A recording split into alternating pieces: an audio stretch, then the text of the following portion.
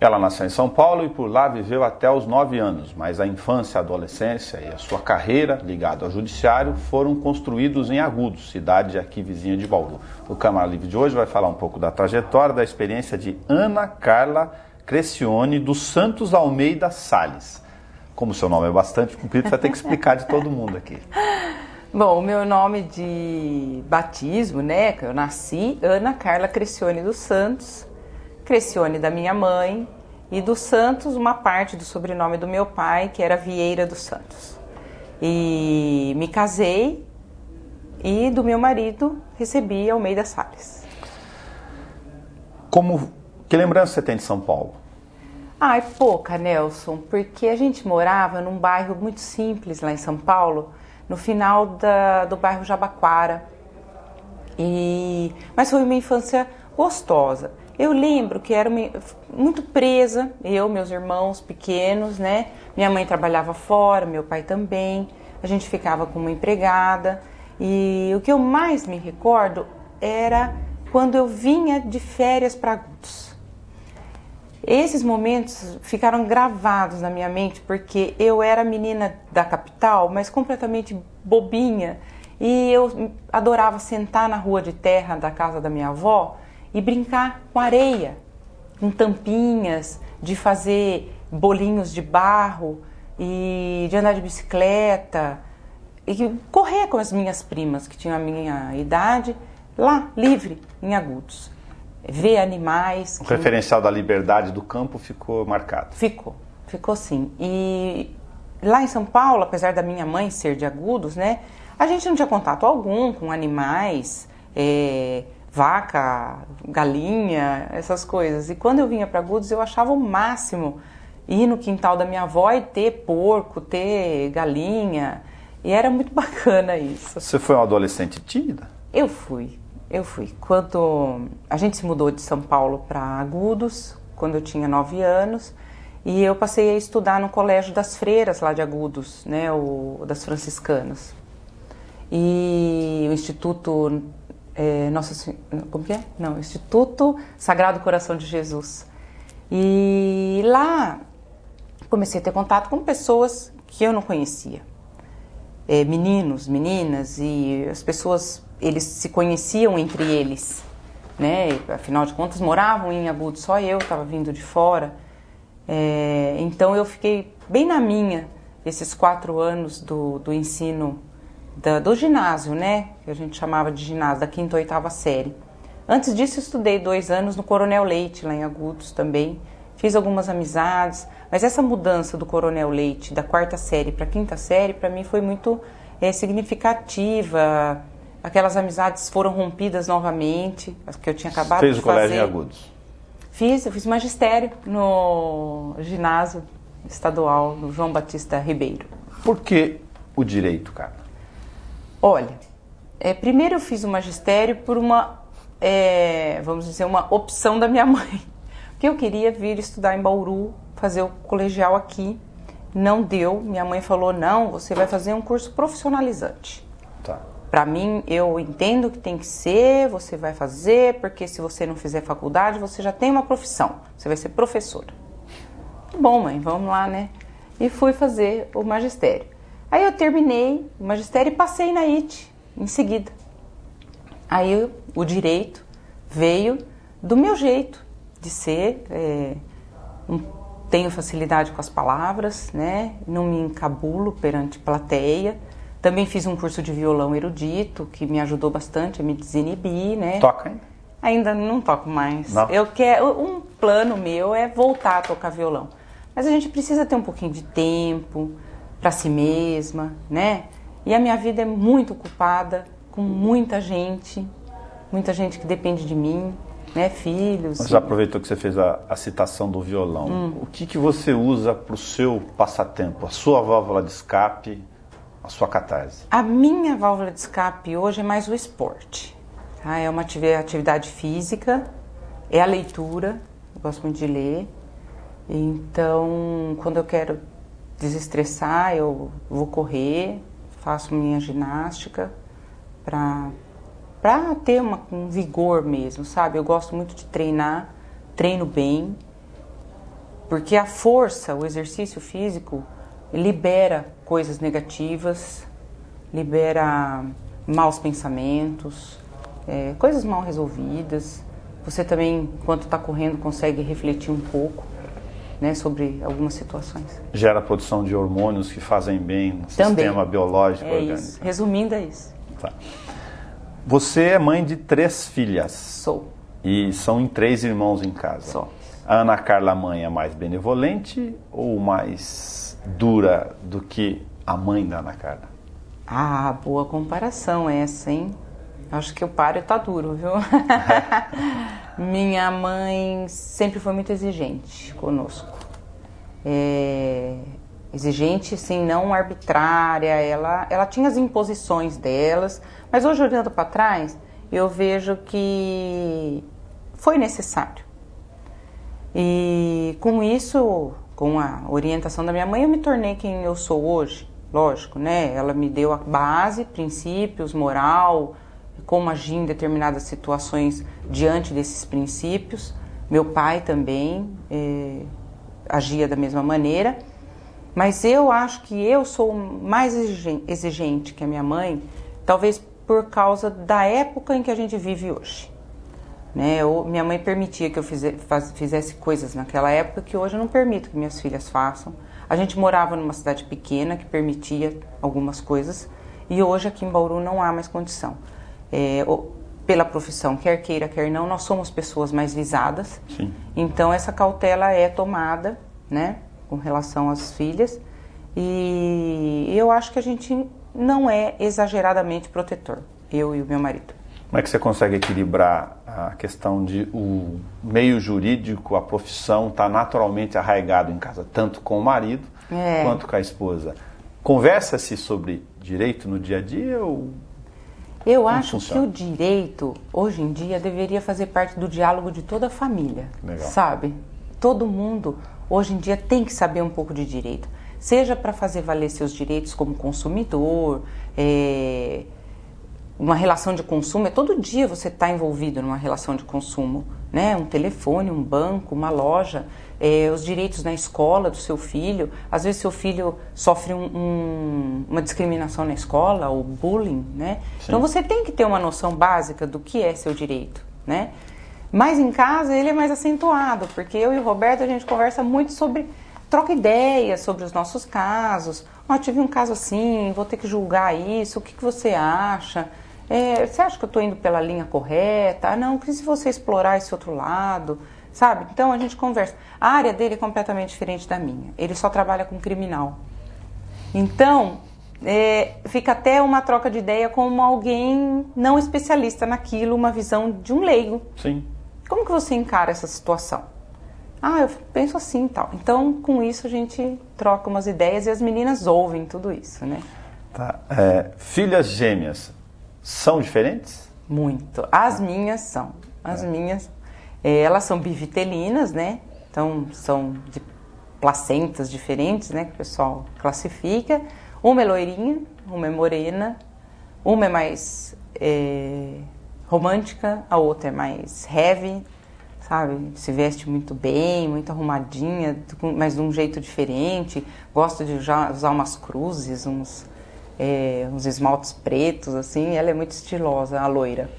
E a morena é a mais amorosa. Você percorreu na magistratura a chamada clínica geral, né? Passando por vários municípios. Eu notei alguns enquanto você estava falando aqui. Garça, Agudos, Lençóis, Pirajuí e Bariri. Por que Pirajuí acabou sendo uma escola?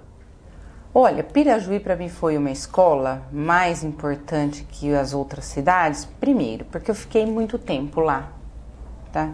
E segundo, porque tinha acontecido um problema bem grave com o juiz anterior, né, na cidade. Isso há 18 anos atrás, 17, por aí. E eu cheguei substituta com 25 anos, não sabia o que estava acontecendo. E tive que lidar com aquela situação ruim, com aquela má impressão que ficou na comunidade. Algumas pessoas iam procurar pelo juiz anterior e davam de cara comigo. Então tudo isso foi, sei lá, esculpindo o meu lado profissional, e me fazendo trabalhar muito, porque era uma cidade pesada, uma comarca trabalhosa, e eu não tinha filhos ainda, né? Então deu para me dedicar muito a Pirajuí, e eu adquiri um ritmo de trabalho muito bom.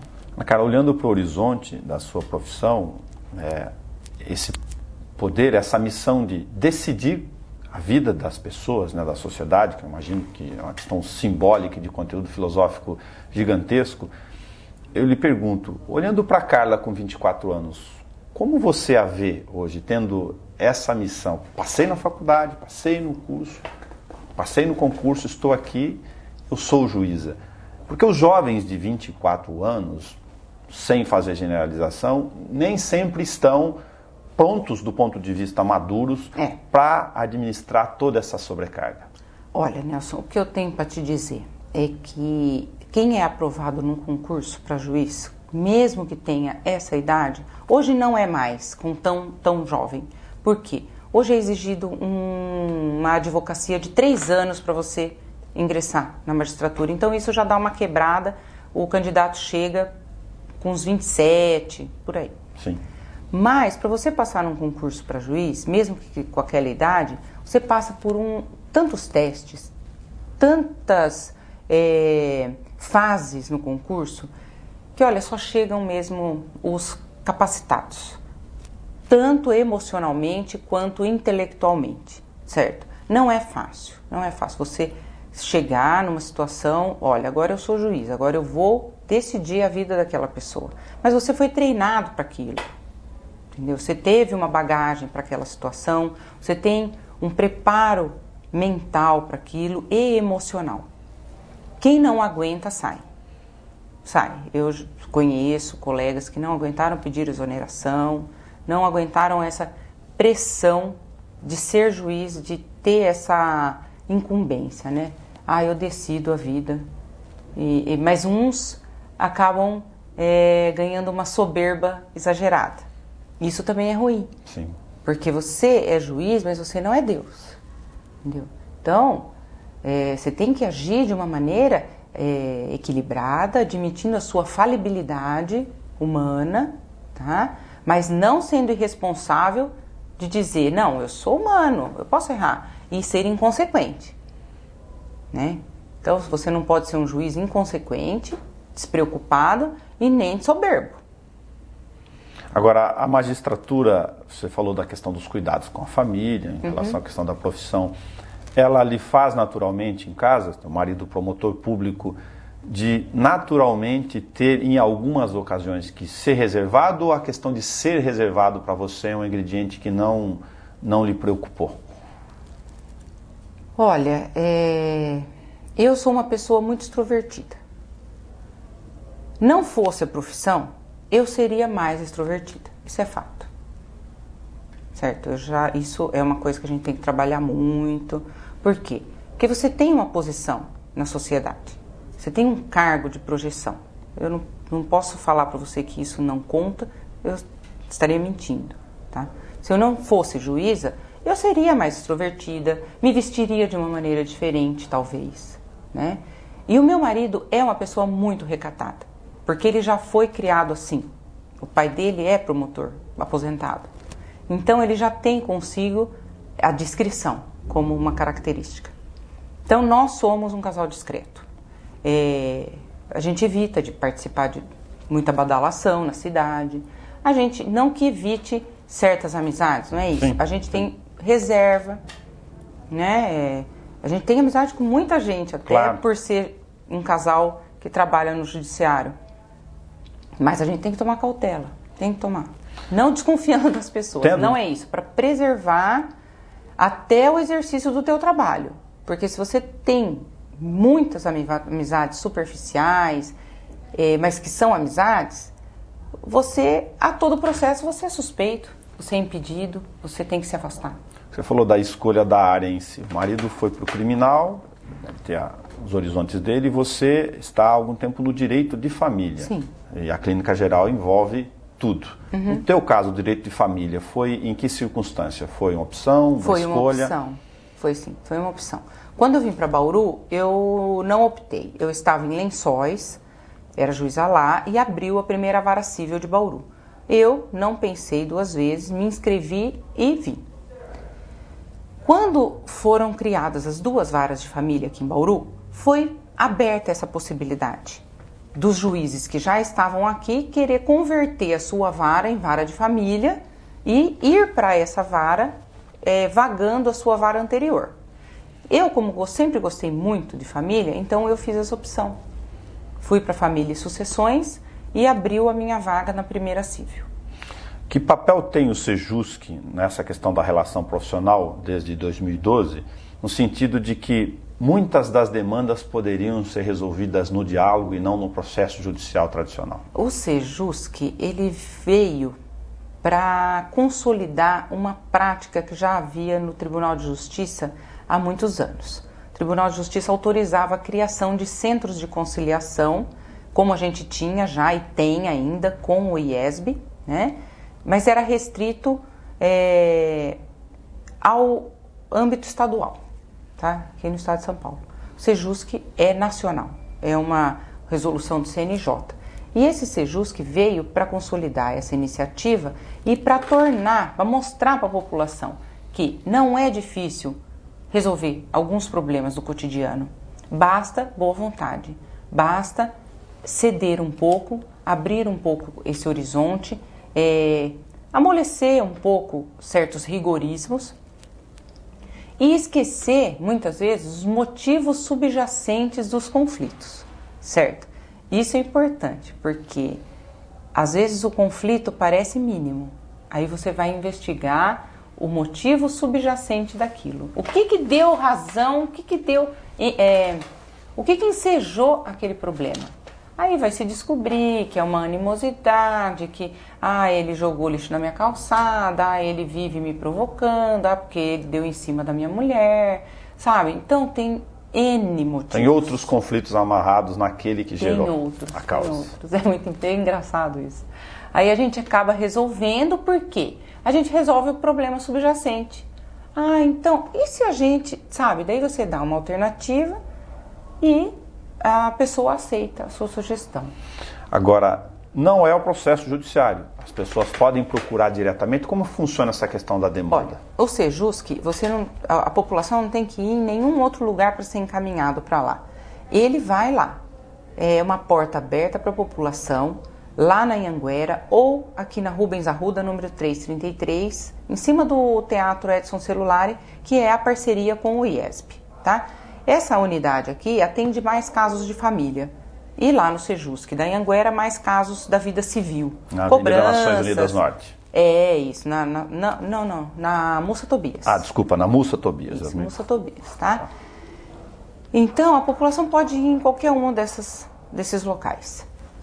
E nós aceitamos reclamações sobre direito do consumidor, direito de vizinhança, conflitos com algum serviço que você contratou, alguma coisa que você comprou e não deu certo. O lojista pode nos procurar para cobrança dos créditos que a população não paga. Recebemos reclamações de seguros, um tempo atrás, banco, tanto da população contra o banco, do banco contra o devedor. Que mais? Que tem bastante. Faculdades têm cobrado seus créditos de ex-alunos e tem sido um sucesso, sabe? Então, essa situação acomoda a sociedade, faz com que esse dinheiro circule e, além do mais, a população sai com aquela sensação de satisfação, esvazia um pouco o judiciário com essas questões de menor relevância, né? Não que não seja importante, claro. Veja bem, o problema é importante para o dono dele, né? O dono sabe quão importante que é, mas afoga o judiciário, afoga. Nós temos conflitos lá no cível, por exemplo, tratando de árvores que jogam folhas na calha do vizinho, você entende? E isso são coisas facilmente contornáveis. O fato da inadimplência, da questão do consumo, da inclusão de milhões de brasileiros das classes D e E, fez com que o brasileiro culturalmente não sabe utilizar o cartão de crédito, o crediário no dia a dia. Nós não temos a cultura da boa relação financeira dentro de casa. Isso é uma demanda muito comum? Sim, sim. Nós estamos agora com um projeto de para tratar do hiperendividamento, né? Isso a gente está planejando para o segundo semestre, em parceria lá com a Anhanguera, com outras faculdades envolvidas, né? Até a assistente social, uma psicóloga, para que a pessoa interessada num projeto de desendividamento procure o Sejusc, se cadastre. Aí o que nós vamos fazer? Nós vamos chamar todos os credores daquela pessoa e em uma audiência múltipla resolver aquilo, entendeu? Então o senhor vai pagar quanto, para quem? E aí vamos fazer um acordo com todos esses credores e a pessoa vai buscar meios de honrar aquela situação, porque ele vai fazer o acordo com vários credores dentro do orçamento. Só que também tem que ter um compromisso de não se endividar novamente. Pelo menos não naquele período. Sim. Então vamos ver. Além do componente do endividamento, do descontrole financeiro, o componente da questão da... Como é que eu vou colocar? Da intolerância e do individualismo. Que peso tem isso em demandas, seja no Sejusc ou mesmo no direito da família? É complicado. Hoje a gente tem notado que as pessoas têm cada vez mais procurado satisfazer seus próprios desejos, suas próprias vontades. Tudo bem, isso é natural do ser humano. É muito altruísta, né? A pessoa que, não, primeiro o meu próximo. É complicado. Então, isso envolve outras coisas, envolve princípios, envolve religião ou religiosidade, envolve outros sentimentos, certo? Que não aquele, eu quero o que é meu. Só que hoje as pessoas estão muito mais na época do Antigo Testamento, sabe, do que do Novo. Dai a César o que é de César, meu filho, e dai o meu logo. Então, não há mais aquela questão do coletivo, certo? É difícil a projeção na pessoa do próximo. Um casal está se divorciando. Olha, eu não estou falando de credor e devedor. É diferente. Credor e devedor, tudo bem que você o trate com essa indiferença. Sim. Não, você paga o que me deve e pronto, acabou. Você vai viver a tua vida. Não quero saber mais de você. Mas e num relacionamento que até 6 meses atrás estavam dividindo a mesma cama? Como que você justifica uma pessoa que vira para outra e fala, eu te odeio, some da minha frente? Se até 6 meses atrás eles estavam casados, criando filhos. Complicado. Então, as pessoas hoje em dia não pensam mais no fazer o outro feliz. Eu quero ser feliz, custe o que custar. Você não me serve mais? Tchau. Eu ouço isso todo dia, Nelson. A audiência do juizado da vara da família, ele acaba funcionando como uma central emocional, de psicólogo, ainda muitas que vezes, não queira? Ainda que a gente não queira, há necessidade muitas vezes de dar uma abertura para as pessoas para falar um pouco de si mesma. As pessoas chegam lá muito fragilizadas, muito sofridas. Muitas vezes não tem alguém em casa, um amigo, um bom senso, né? Que isso é importante. Não adianta ter o amigo, a vizinha, a mãe, mas só pondo fogo, fomentando aquela situação ruim.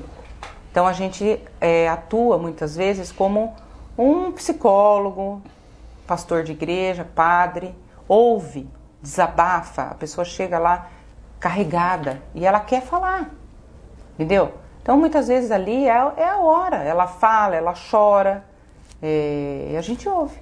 Qual o peso dessas mágoas e ressentimentos sobre a causa em si? Você vislumbra que muitas das causas, se tivesse sido resolvido isso, a questão fundamental e básica do diálogo e da tolerância, de que seriam processos que não estariam na sua mesa? Muitas vezes acontece isso. São muitos divórcios, a gente até lamenta, porque chegaram nesse ponto justamente por falta do diálogo e da tolerância.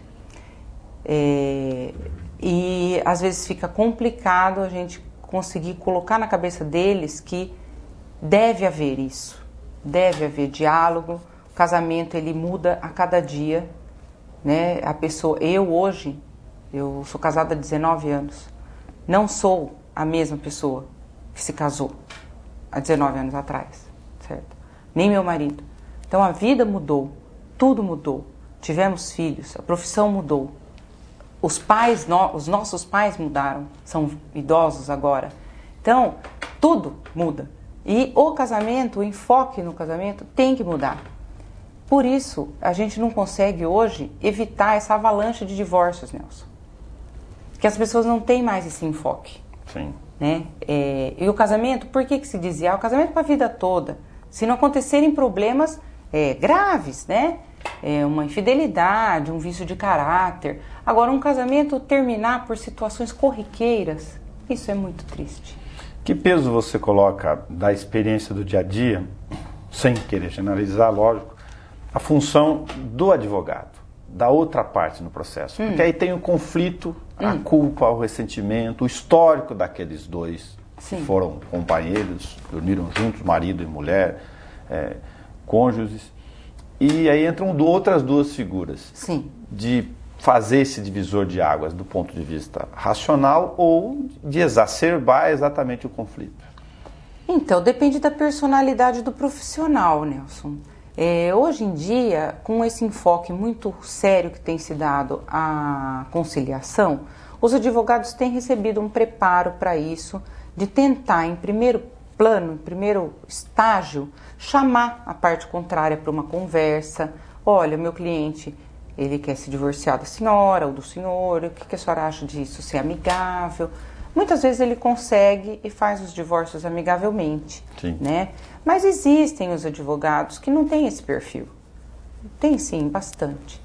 Mas eu diria que a maioria que trabalham, pelo menos na vara de família, tem esse cuidado. Do ponto de vista de orientação, você diria que se fosse para fazer uma questão humana de escolher, mesmo numa situação de conflito, que procurasse também observar o perfil do profissional. Isso é essencial. Para poder auxiliar. Não, isso é essencial. Não se pode confundir as coisas.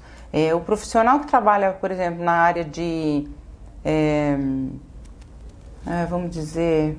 Os créditos tributários são muito mais tributarista, tranquilos. Exatamente. Um tributarista, ele está treinado para lidar com outra situação, ele não tem esse feeling, né? Essa sensibilidade de tratar de um assunto emocional, sentimental, com o vagar, com a calma que o caso requer. Muitas vezes dando uma de psicólogo também, né? Então, o advogado da área de família já tem essa sensibilidade. Ele desenvolveu essa inteligência, né? A gente não é composto só da inteligência, né? Ele é inteligente. Mas em que sentido é inteligente? Em que peso tem o emocional, ou se, nesse caso você falou de ouvir, infelizmente ter que usar conforme o ambiente psicológico da situação ali, essa sensibilidade, eu preciso ouvir essa pessoa, ela precisa esvaziar essa mágoa primeiro e depois na hora de respirar entra a juíza, agora eu vou decidir. Então, é treino.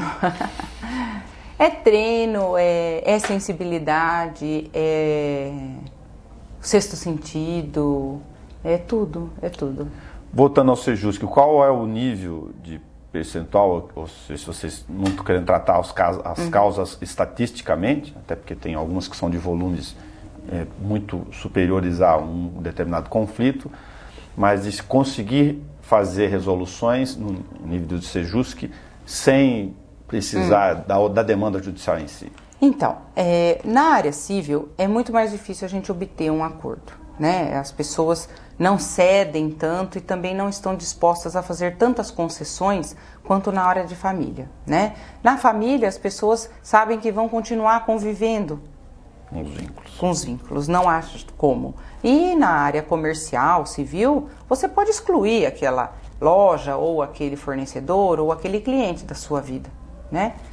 Então, na área civil, nós temos um percentual um pouco menor, mas a gente está bem, estamos bem. Então, com mais de 50% de acordos, né, do montante, de cada 100 a gente faz 50%, 52%, tá? Mas na área de família é fenomenal. Na área pré-processual, a gente consegue 90% de conciliações. E são conciliações que dificilmente voltam para a cobrança. Isso é importante. Se você faz um mau acordo, ele vai ser cobrado muito rapidamente através da execução. Tá? Mas se você faz um acordo bom, bem costurado, de acordo com a vontade das partes, é difícil que venha a cobrar, né? No caso do conflito de vizinhança, ainda tem muita demanda, mesmo no nível Sejusc, que você mencionou, da calha, da sujeira, da água? Não é muita, não. Aquela lamentação é chegar até esse nível, coisas que poderiam ser resolvidas antes. A lamentação é essa. Já teve reclamação até a respeito de barulho de vizinho, por causa de festa, entende? Sendo que o barulho não era tanto, né? Então, o que se acontece? A gente acaba até levando para um lado mais espirituoso da coisa, né? E se teu vizinho te convidar para a festa? Você para de reclamar? Então, às vezes as coisas não são tão exageradas. Tem casos que há um exagero, realmente, mas tem outros que não. Então, essa mediação dos conflitos que a gente tem que administrar bem. O fato de não precisar de advogado muda muito a relação no dia a dia? Não muda. Muitas partes optam, apesar de não ser necessário, elas optam por levar o profissional em quem elas já têm uma confiança. Já está estabelecido aquele laço de confiança. Então ela leva o advogado, chega lá, conversa com a parte contrária e faz um acordo, né, junto com o nosso conciliador, que é uma pessoa treinada para isso. Entendi. Muitas vezes vai sozinho e resolve também. O fato de eu não sabia, por exemplo, que não tem a questão da renda envolvida no Sejusc. No Sejusc não há limitação de renda, qualquer pessoa pode usar o serviço, não é só para o hipossuficiente, né, para a população carente, e a gente tem visto muita gente fazer uso pela facilidade, às vezes pela simplicidade da situação, né? É um divórcio, mas, poxa, nós não temos filhos, nós não construímos nada junto. O que eu tenho antes do casamento é meu, o que você tem é seu. Vamos lá? Resolve. Em meia hora. Qual a sua opinião como magistrado e como cidadã sobre a questão que é recente do Código Civil Brasileiro, que, de certa forma, incentiva mais do que períodos anteriores as pessoas a fazerem, por exemplo, negociações contratuais do casamento ou das relações para definição eu fugiu a expressão da palavra agora, mas regime de bens? Do regime de bens. Olha, já havia, eu acho que continua mais ou menos igual. Por quê? O nosso regime de bens é da comunhão parcial, né? Desde 1973, quando mudou a lei de registros públicos. Porque é um tabu, é isso que eu estou querendo dizer. É um tabu pensar a questão de você discutir com aquela pessoa que você está declarando amor, que você vai estabelecer um contrato. Então, separar essas duas relações. O contrato, nesse caso, se chama pacto antinupcial. Mas, Nelson, as pessoas têm que entender que os sentimentos são lindos, maravilhosos, só que há interesses por trás deles. E na hora de um divórcio, esses interesses predominam. O sentimento acaba. Só que, nesses casos, né, se não souber cultivar, vem o divórcio. E o que vai pegar é a questão patrimonial, é o filho, é a pensão, é isso. Então, se a pessoa vai casar, mas eu tenho um grande patrimônio que veio da minha família. Não precisa fazer pacto. Direito hereditário não comunica. Mas você não vai ser tolo de fazer um pacto antinupcial para ter um regime de universal de bens. Sim. Né? Você vai casar no regime legal, comunhão parcial. O que é seu, o que é dela, o que daqui para frente, o que a gente tiver é nosso. É o mais comum. É o mais comum, né? Agora, se há algum problema maior, que recebe tem uma renda muito grande, um cônjuge em detrimento do outro, aí é bom fazer, né? Ou casar da comunhão parcial. Porque aí, aproveitar a sua experiência, sugere algumas coisas, eu falar dos mitos do direito no dia a dia, para o leigo, porque o leigo está lá. Você ouve, vamos ser sinceros, nas conversas do jogo de futebol, das amigas na cabeleireira, olha, você já está namorando ele há mais de 2 anos, já está dividindo escova de dente, cuidado. Hoje em dia... mito isso ou isso tem sentido? Não, isso não tem sentido. O que as pessoas têm confundido muito hoje em dia é que há uma mistura entre a união estável e o que a gente chama hoje de namoro de pessoas adultas, né? Do namorido, vamos falar assim? O namorido. A união estável, ela não tem nada a dever para o casamento. Nada. Nada é igual. É igualzinho, só falta certidão. É essa a grande diferença. E qual é a principal diferença da união estável do namoro de pessoas adultas, do namorido? É o sentimento que você tem, é a sua postura em relação àquele relacionamento.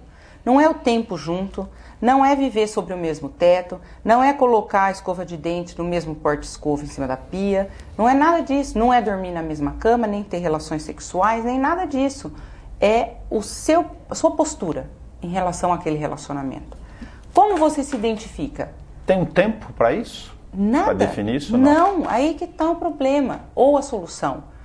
Depende do sentimento que você tem em relação àquele relacionamento. Ah, eu vivo com o fulano. Eu vou apresentar o fulano para minha família. Opa, esse é meu namorado que a gente mora junto. Dá para classificar isso como uma união estável? Não dá, não dá. Ah, nós somos namorido. Esse é meu namorido.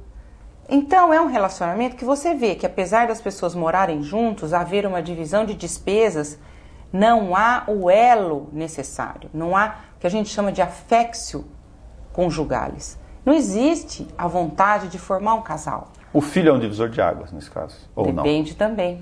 Muitas vezes o casal tem um filho, não mora junto, continua namorando e quando rompe, a parte que se sente prejudicada entra, ardilosamente, querendo comprovar, eu tenho um filho com ele, eu vivia com ele. Outro mito das relações do dia a dia, que o pai paga e a mãe cuida. Essa. Então, acontece em alguns casos, né? Posso me lembrar agora de 1 ou 2 que o pai paga e a mãe cuida. Mas hoje em dia, como a mulher está no mercado de trabalho ativamente, é raríssimo quando a mulher fica em casa só cuidando do filho, tá? Muito raro. Há casos em que a renda da mulher é muito inferior à do marido, do ex-marido, pai do filho. Aí sim, também há uma proporcionalidade. Mas a esmagadora maioria das vezes, o casal divide as despesas. Divide sim, o marido sempre acha muito o que paga e a mulher sempre acha pouco o que recebe. Isso é muito comum. Isso não é mito, é fato. Isso é fato. Agora, a questão de que se ambos tiverem rendas, você comentou a questão da proporcionalidade. Sim. Isso não é uma questão de que as pessoas acham aqui no dia a dia. De jeito nenhum, de jeito nenhum. Há proporcionalidade sim. Agora, é real que no direito de família, infelizmente, a grande massa das demandas normalmente é para dividir o pouco ou o insuficiente? Infelizmente. Ou arbitrar sobre o insuficiente? Infelizmente, apesar de todas as políticas econômicas do governo, de ter havido uma certa ascensão social, uma melhoria do poder aquisitivo das pessoas, o fato é que, quando há uma separação, um divórcio, a renda que antes mantinha um lar, ela vai passar a manter 2 lares, né? O marido, ele sai de um relacionamento, em 80% das vezes, para formar um outro núcleo familiar, certo? E isso é complicado. Ele gera obrigações cumulativas, naturalmente? Gera, porque ele tem que continuar sustentando aquele filho que ele deixou para trás. Sim. E ele já está com outro filho encomendado com o lar que ele está compondo. Então, de um bolo onde se alimentavam 3 pessoas, agora vão se alimentar 4, que é ele, a nova esposa, o novo filho e o filho anterior. Aí tem um componente emocional que atrapalha, cara? Nossa. A nova esposa, o novo marido, dos 2 lados. Olha, tem o outro vínculo. É muito complicado para o novo núcleo familiar, mesmo sabedor de que aquele antigo já existia, aceitá-lo. É complicado. Existem pessoas iluminadas, né? Não, é seu filho mesmo, ajuda bastante e tal, participa. Não, geralmente esqueça-o, deixa para trás, sabe? E o mito, falando de mitos, estou simbolizando aqui da questão dos 18 anos, não? Meu filho completou 18, acabou a minha obrigação. Não, isso é mito, isso realmente é ficção. Os 18 anos, eles servem apenas para fixar um marco divisório, né? A partir dos 18 anos, o cidadão passa a ter mais obrigações, passa a responder por si mesmo, né? E perante a sociedade. Antes dos 18, não. Ele é assistido pelo pai ou pela mãe. Integralmente. Integralmente. Dos 16 aos 18, assistido, que é amparado. Sim. E dos 16 para baixo, representado, tá? Então, o filho com 18 anos, ele continua carente de cuidados paternos e maternos. Ele não é uma pessoa intelectualmente, psicologicamente formada e nem, muitas vezes, na vida estudantil.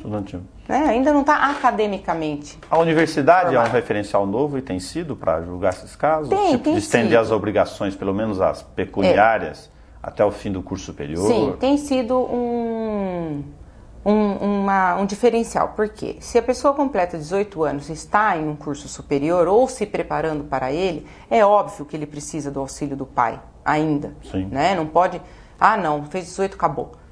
Isso não existe.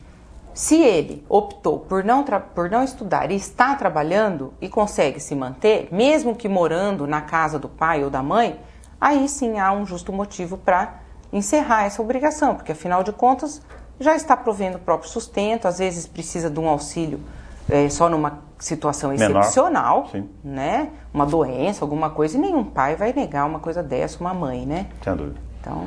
A questão da emancipação do filho nesse caso, muitos pais optam por isso também. Então, mas isso aí que está o exemplo que reforça essa questão dos 18 anos não ser um marco de ruptura da obrigação parental, certo? Os 18 anos, eles são um referencial. Por quê? A pessoa pode adquirir a maioridade por outros meios. Pode ser emancipado aos 16. E que pessoa aos 16 anos é totalmente capaz de se sustentar? Não é? Sim. Na população, em geral, ninguém. Muito difícil. Muito difícil. Só se for um empresário, alguma coisa que tenha renda de, não sei, uma herança, mas é raríssimo, né? Então, via de regra, a maioridade não indica falta de obrigação. Todas essas demandas que a gente está falando, elas valem como raciocínio tanto para o judiciário, no direito da família, quanto para o SEJUS, que vale, vocês acabam tudo discutindo lá também. Isso, tudo isso a gente trata lá. Ana Carla, muito obrigado por você emprestar o tempo aqui. Eu venho te fazendo interjeição há algum tempo já, porque a gente quer, de certa forma, tirar as pessoas dos seus ambientes e poder, a partir das suas experiências e trajetórias, discutir as relações, em última instância, de vida do dia a dia. Fica à disposição. Estamos às ordens. Muito obrigado. O Câmara Livre de hoje conversou um pouco da trajetória, das experiências da juíza Ana Carla Crescione dos Santos Almeida Salles.